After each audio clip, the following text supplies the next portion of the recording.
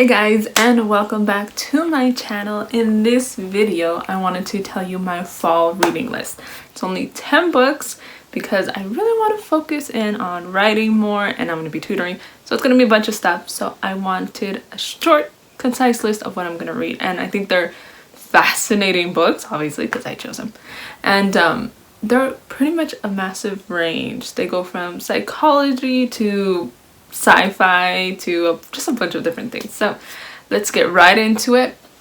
But before we do that, please subscribe down below and like this video and hit that little notification bell, because you know, subscriptions don't really mean that much anyways.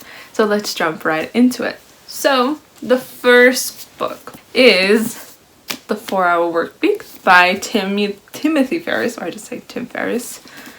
You know, I really like Tim Ferriss. He is the one that got me into self-help. Like when I was around, I think it was 16, 17, I started listening to his podcast. And I was hooked by then. I don't listen to it that often now, but I still really like him. And so the only book I ever picked up by him was Tools of Titans. And I actually have it, and it's a massive thing. But this is probably, I think it's the first book he wrote, or maybe the second. I don't completely know. But I've been dying to read this one. The 4-Hour Workweek is pretty much how you can take your 8 to 9 hour days of work and squish it into 4 hours and pretty much be more productive and get more for your time, which is really what I need to do, because I waste a lot of time. I gotta be honest, I waste a lot of time. I like, in between doing things, I like wasting time. Am I the only one that does that? I don't think so. But definitely I waste a bunch of time, so I feel like this book would help, and I just really like the writer. So pretty much why this is on my fall reading list. So the second book that I am reading is called One Witness by Aggie Hurst. Don't remember how to say your last name. I have heard mixed reviews about this. My friend recommended it to me, but another friend said I really shouldn't read it, and then online it's like back and forth. People love it or they hate it. It's really one or the other. So I thought, I was like, okay, I'll just give my opinion on it. This is a Christian book, and it's about a woman, obviously one woman, one tribe, one God.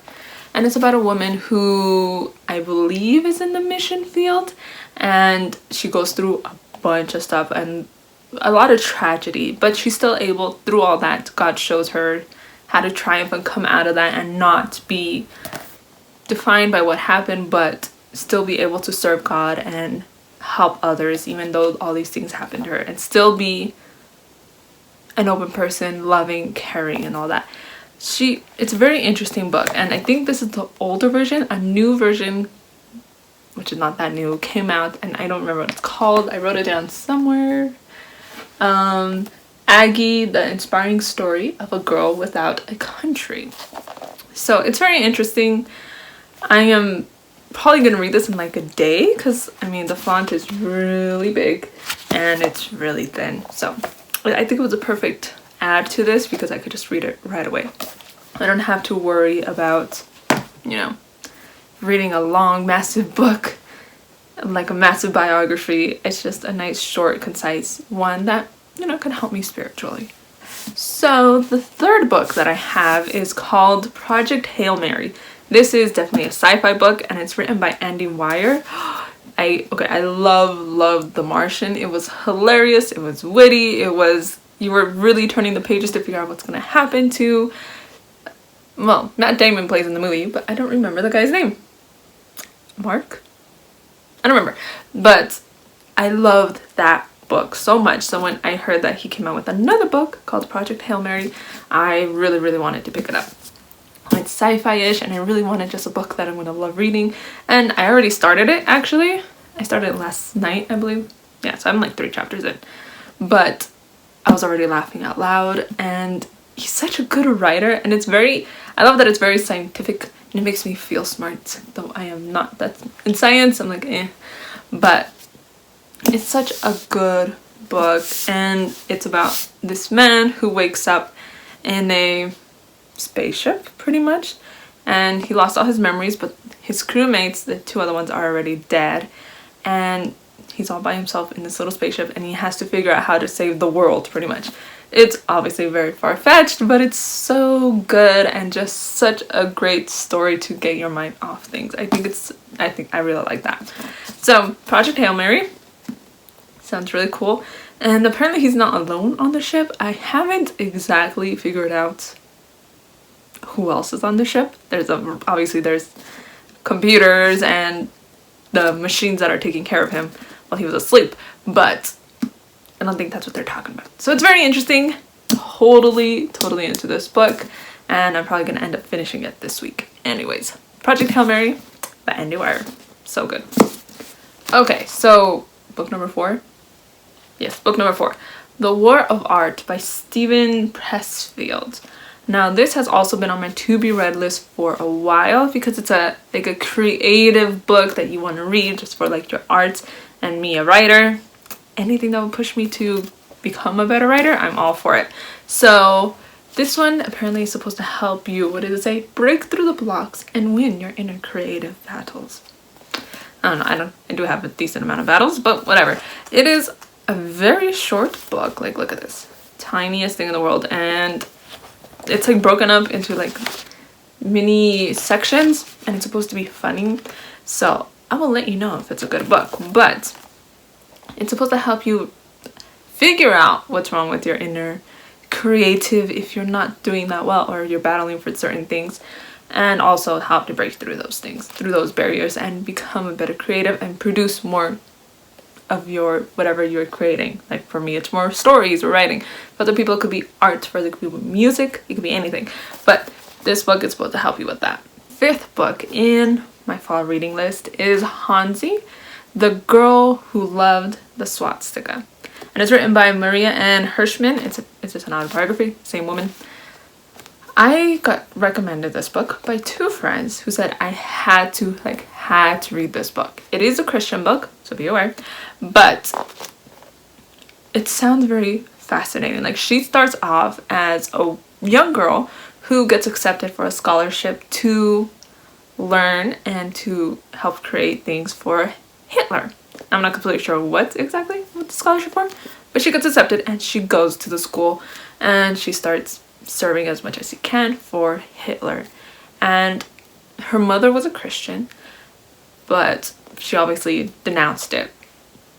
And when Hitler fell and apparently he committed suicide, I feel like that's still a topic of conversation that's very not completely sure about. But I love reading those books anyways. But anyway, when he died, she realized what communism was and wanted to go back to being a Christian, to learning about what her mom went through and learning about her Jesus, which is pretty much like the massive quote that I keep saying, is that she goes back to her mother's Jesus. So it seems like a fascinating read, and the books based on the Holocaust and all that are very good reads normally, so I'm gonna really like this book. It's bigger than the other ones, which is good because I finally need a longer book, and I'm looking forward to reading this book a lot because it just sounds very fascinating. And I do love Christian books, but a lot of Christian books are not that good. There's something about them that they just don't reach. So I'm hoping this one is able to do that. Okay, so before I keep going, pretty much the content in this YouTube channel goes up first on my website. So if you want to get notified by all that, go down below in the description and I'll have a link so you can put your email there, so you'll get notified much earlier about all the book content that I put out and the stories as well. Okay, so let's keep going. The 6th book that I'm reading is also a Christian book. So I think there's 3 Christian books in this. And this one's called Banya. And it's written by Myrna Grant. When I read just the synopsis, the back of the book, which I really miss that books have this. It's an older book. But when I read it, I got chills. I was like, oh my goodness, this book is kind of something that I'm really not wanting to read. It is a darker book, and it's about a man who got enlisted into the Red Army in Russia. He's about 16, so it's literally just a kid. And he's fine. He obeys all the rules. He does whatever the army wants him to do. But one day, he actually gets there late because in the morning he normally prays and reads his Bible. So he stayed there too long and he was late. And because of that, they find out that he's a Christian and his whole faith is exposed. So then he is taken to jail, and I mean, there's absolutely obviously no religious freedom there, so he is taken to jail. He is tortured and they keep trying to make him renounce his faith. And that goes on for 2 years, but Banya actually will never renounce his faith. He will prefer to die than renounce his faith. And eventually, after 2 years, the Red Army soldiers go too far and he ends up dying. It is the saddest, that just sounds very sad to me and something that I wouldn't want to read. My friends really, really, really recommended this book, so I was like, I'll give it a shot. It is written in Russia, and Russian literature is normally very dark and stuff like that.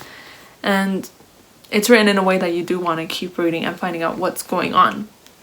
So I'm going to give this book a shot. If I don't like it, I'll probably just stop reading it.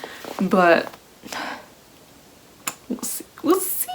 I am kind of looking forward to it, but honestly, since I already know the ending, I'm not like a big fan of wanting to read it.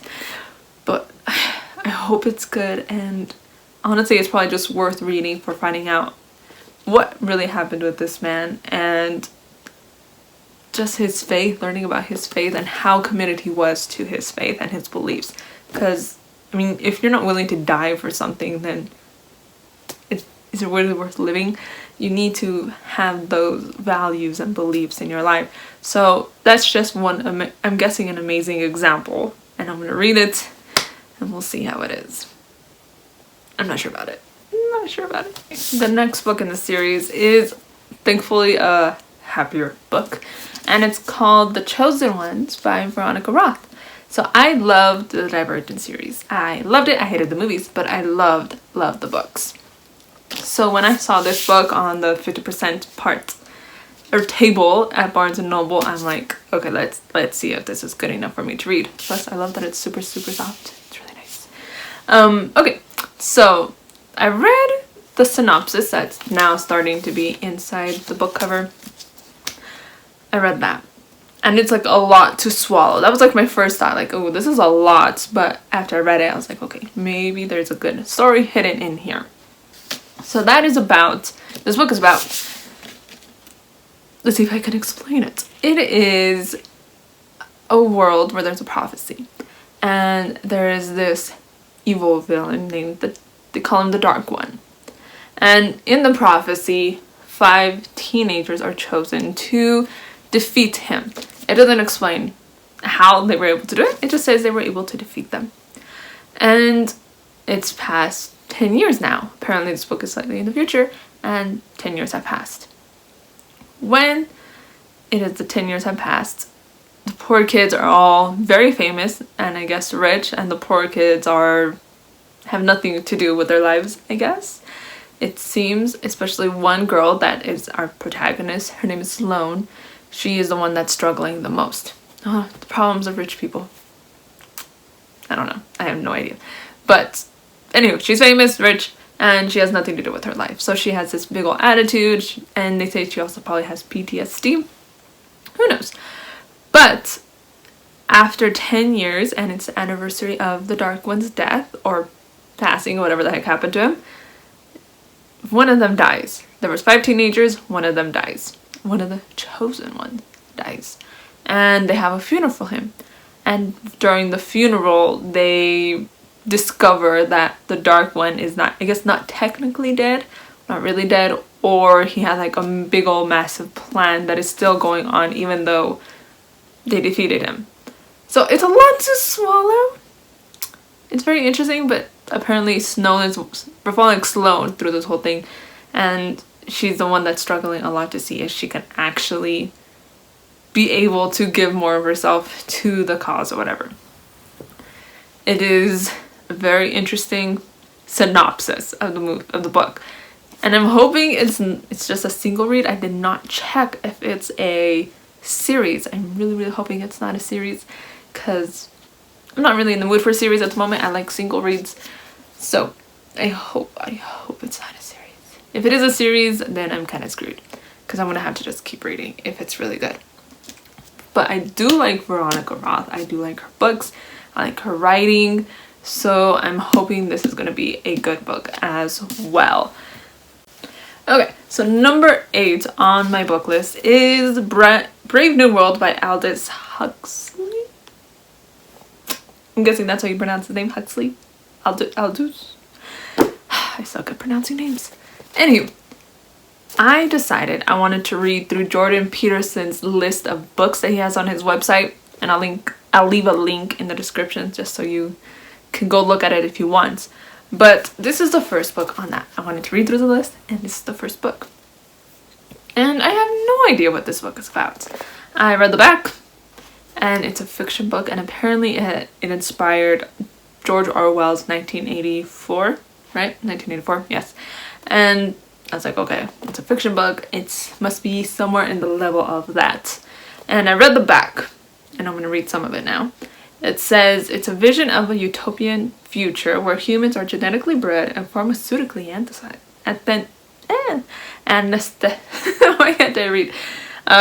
to passively serve a ruling order. A powerful work of speculative fiction that has enthralled and terrified readers for generations remains remarkably relevant to this day as both a warning to be heeded as we head into tomorrow and as thought-provoking, satisfying entertainment. So it sounds interesting. I hope it's good. I mean, I do like Jordan Peterson, but I'm not sure.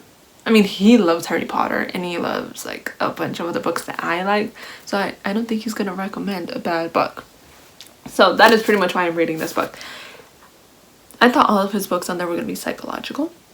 This one is slightly like that. So let's see. I hope it's a good book. It's very short. I'll probably read it in a few days. So looking forward to reading that book. Okay, my 9th book in this series is Dracula. I wanted a classic and a good classic. There are a bunch of them.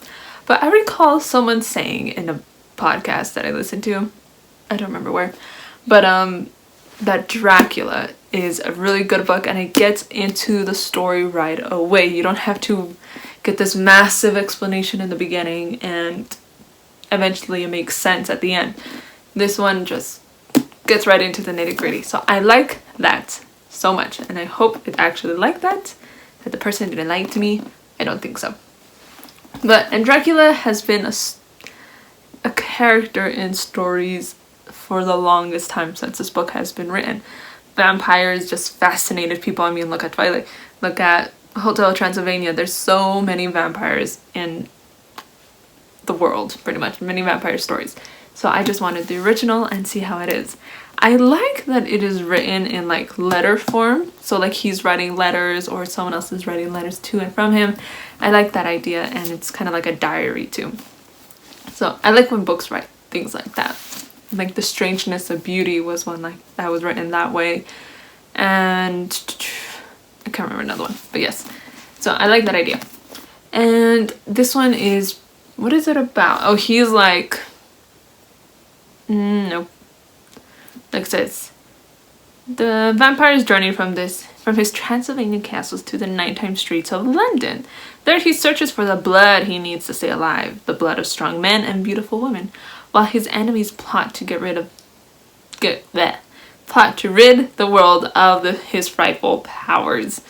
So it sounds like a good read. I'm really looking forward to this classic, and I hope it's pretty long, so I like that too. But it really doesn't look like a hard read at all. I mean, look, really doesn't. Yes. Whoa. Okay, there you go. It doesn't look like that hard of a read, but I'm very interested in what that book is going to be about. Okay, so the final book in the series, book 10 in the series, in this list, is one that I don't own yet because it is very expensive. I think it just came out sometime this year, And I'm like, I'm not paying 30 bucks for this book when in like a few months it's gonna be like 15. So I'm gonna wait patiently. I have other books to read. But this book is called The Invisible Life of Addie, can't say her last name, Laure, and it's written by V.E. Schwab. Names, like, no one could pronounce my last name, so it's fine that I cannot pronounce other people's names. But this book just sounded so interesting. I saw it all over Instagram. I saw it all over pretty much every social media website or site that I go on. And I'm like, okay, I just have to pick up this book. And it is about a girl who, when she was very young, she made a deal. When she was young and desperate, she made a deal with pretty much a necromancer, or a Faust, I think that's what they're called, in France. She made a deal. And because of that deal, she was cursed. And the curse is that she will have a long life, which sounds nice, right? But during that long life, no one will remember her. Once she leaves, they have no recollection of who she is. So that's very interesting. So as life goes on and she keeps living, she tries so hard to make a mark in the world. And I'm guessing she can't. It doesn't say if she can or can't, but she tries really hard. But eventually she goes back to a little town, and a little, I believe it's a bookstore. She meets a man who actually remembers her and her name. So that explodes everything and for her and her world. So that just sounds like a very fascinating, interesting read. It's a fiction book. I believe it is not young adult, so just regular fiction. But it sounds like a very interesting book that I do really want to read. And I'm not sure when I'm gonna get this. I do want to get it by the end, because this is a fall reading list, so September, October, November. By the end of November, so maybe mid-November, I'll get the book. And hopefully it is a good read. I did see it at Barnes & Noble. I saw it. I carried it around with me through the whole store, and finally ended up putting down, because it is like 30 bucks. So I'm not gonna do that. It's like this, like, it's nice. And it's such a pretty cover too. So hopefully it is a good book, as well as everyone on Instagram has said that it's a really good book. Hopefully it is. I'm gonna judge that for myself. But that is the last book in the series. So I have 10 whole books. Let me know what you are reading, or if any of these books are going to end up on your list. I have a feeling a lot of people are going to read that last one, and who knows about the other ones. But let me know what you are reading down below in the comments. I do really want to know what you're reading, so for eventually my winter reading list, I could add some of those to that list and read some more books. And plus, this is only 10 books, so I might read more. Normally in the fall, I like rereading Harry Potter. I'm debating that. Maybe I'll just watch the movies, but the books are just so much better. They're so good.